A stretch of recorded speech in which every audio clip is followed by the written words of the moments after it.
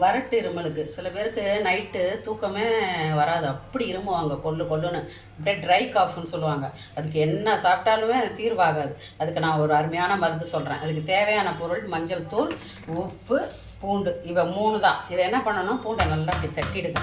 தட்டிட்டு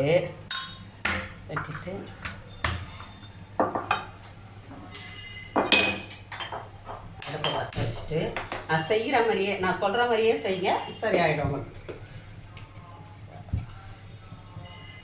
1 டீஸ்பூன் மஞ்சத்தூள் ஓகே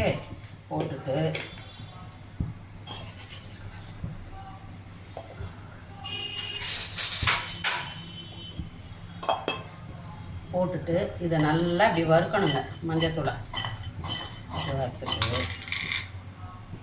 அதுக்கப்புறம் கொஞ்சம் 1 டீஸ்பூன் உப்பு, நல்ல உப்பு கக்கிற மாதிரி போடுங்க. உப்பு சத்து இல்லாதனால தான் அந்த இருமலே வரும். அதனால் தைரியமாக போடுங்க. அப்படி 1 டீஸ்பூன் மஞ்சள் தூள், 1 டீஸ்பூன் உப்பு போட்டு இப்படி நல்லா வறுத்துட்டு கலர்லாம் மாறக்கூடாது, அப்படியே இருக்கணும்.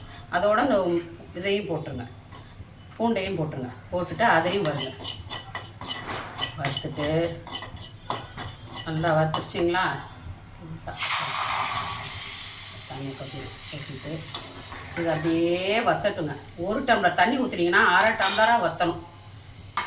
அது வற்றட்டும் பாருங்கள்.